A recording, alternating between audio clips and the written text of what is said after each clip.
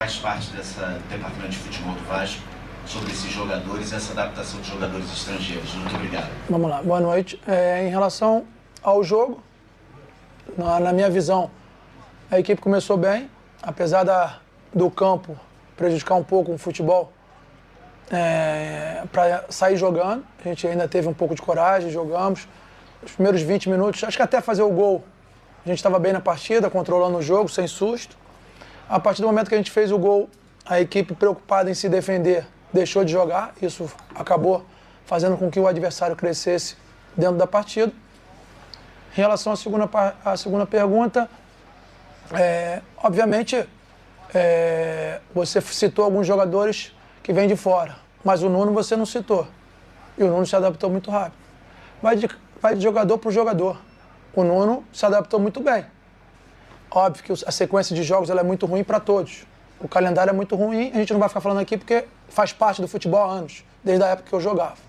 Então, em relação aos jogadores estrangeiros, uns se adaptam um pouco mais rápido, outros demoram um pouco. O problema é que a gente quer matar as contratações e a resposta é muito imediata. E alguns respondem muito bem, como é o caso do Nuno, outros demoram um pouco mais. O Lloyd, na última partida e hoje, ele jogou bem.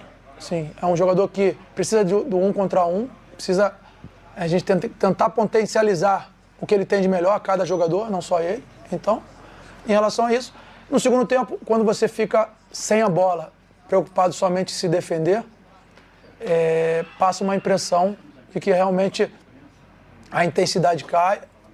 Realmente ela cai muito, mas é muito devido a você não ficar com a bola. Você pode, em alguns certos momentos do jogo, você tentar controlar o jogo com a posse de bola.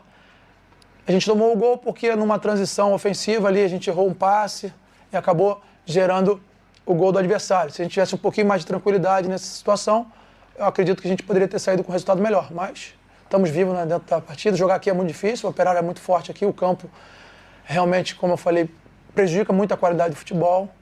Eu acho que a gente se preocupa muito com a qualidade, com a intensidade, mas ela parte do princípio também de ter um gramado adequado, não só aqui, mas como em todos os estádios.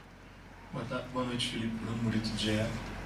Desde o primeiro tempo, deu para perceber, até o Vasco já vencendo, você estava muito incomodado com a postura do Vasco não subir muito para marcar, pressionar alto o time do Operário, e também com um espaço ali no meio de campo, né? Por essa pressão, o time da frente pressionava e atrás a defesa não subia, assim. Isso foi o que mais te incomodou? Foi essa falta de pressão?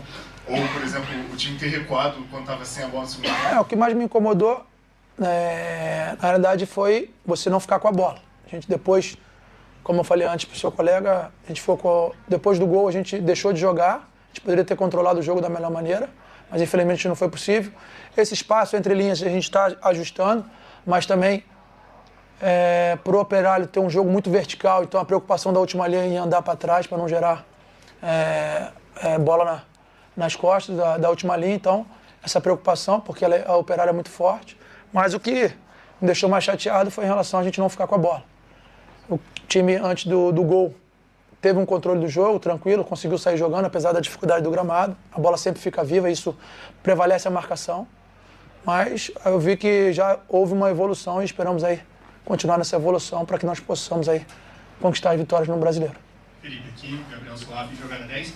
Eu queria saber como que foi para você assumir esse comando aqui do treinamento, planejamento para esse jogo, e se nesse planejamento, por conta da maratona de jogos que o colega ali citou, existia algum pensamento de conseguir um resultado com um número maior de gols, com maior saldo, para conseguir descansar um time um pouco no jogo da volta? Não, na realidade, assim, o calendário ele prejudica bastante. A gente vai se reunir juntamente com os médicos, com o preparador físico, com os jogadores. O feedback do jogador é muito importante. A gente teve que fazer 2, 3 substituições porque os jogadores pediram para sair. O caso do Nuno, Piton, que está voltando, não jogou a última partida. Enfim, esse calendário realmente prejudica, o jogo é muito intenso. O Vasco tem um elenco muito qualificado e a gente vai procurar usar todo mundo. Acho que a oportunidade ela vai aparecer, o jogador tem que aproveitar da melhor maneira possível. E esperamos aí ter uma equipe bem mais descansada, um pouco mais organizada, para que nós possamos aí diante do Palmeiras conseguir a vitória. Felipe, boa noite. Lili Kirbione, canal A Hora do Vasco. É importante falar com você que estava como diretor técnico, né? tem um envolvimento mais assíduo na questão da gestão de elenco. Tem uma dúvida que o torcedor sempre nos pergunta nas redes sociais, que é em relação ao Capasso. Como a gente observa essa rotatividade do elenco, a falta de opções, a questão do cansaço mesmo que você falou, a gente tem agora uma oportunidade de falar diretamente com alguém que faça essa gestão.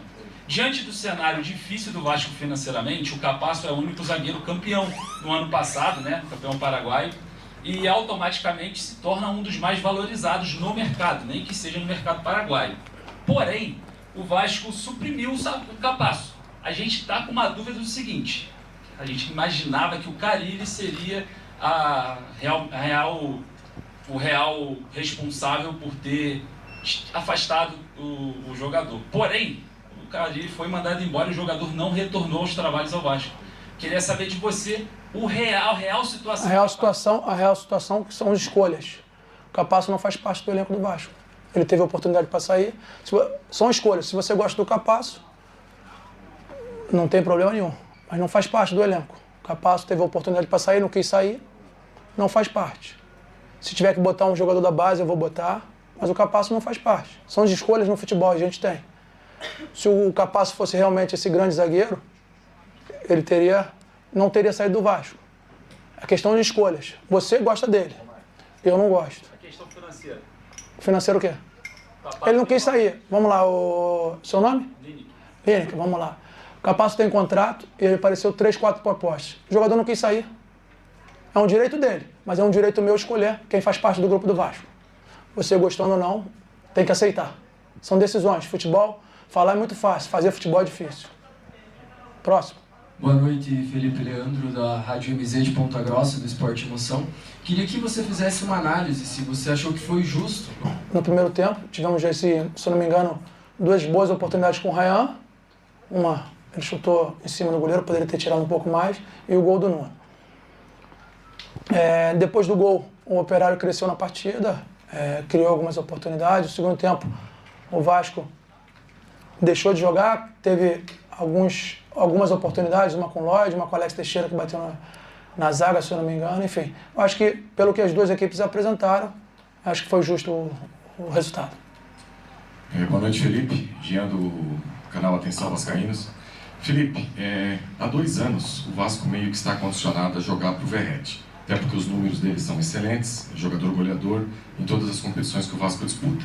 Qual é o grande desafio para um treinador do Vasco em jogos que o Vasco sofre, que o Vasco não fica com a bola e ele praticamente não participa do jogo, na fase ofensiva? Até se doa, tenta fazer a marcação, mas hoje, por exemplo, não teve nenhuma oportunidade. Como fazer com que o Verratti possa ser mais útil nesse tipo de jogo que o Vasco não consegue ter o controle e não consegue ser tão bom na fase ofensiva? Vamos lá.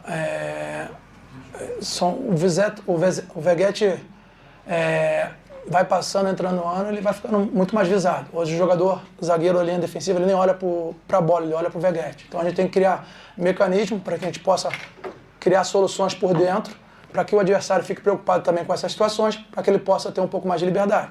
O Verratti é um jogador, é o melhor na bola aérea, então a gente precisa melhorar nesse aspecto. Acho que o campo desfavoreceu um pouquinho, ele ainda tentou criar algumas oportunidades, enfim, mas o time do Operário também é um time muito alto. Tinha, se não me engano, os 2 zagueiros e o primeiro volante, também de uma estatura muito grande, mas a gente vai trabalhar nesse sentido de ter conexões um pouco mais rápidas, para que a gente possa ter, o Verratti possa ter um pouco mais de liberdade.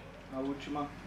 Felipe, eu sou o Marcos, do portal Boca no Trombone, de Ponta Grossa. Minha pergunta é mais no sentido da preparação para o jogo. O Operário vem de uma sequência negativa, são 4 jogos sem vitória, alguns jogos sem marcar. Eu gostaria de saber como foi a sua preparação para o jogo, inclusive você assumindo o time agora, mas como é que foi a sua preparação para esse jogo?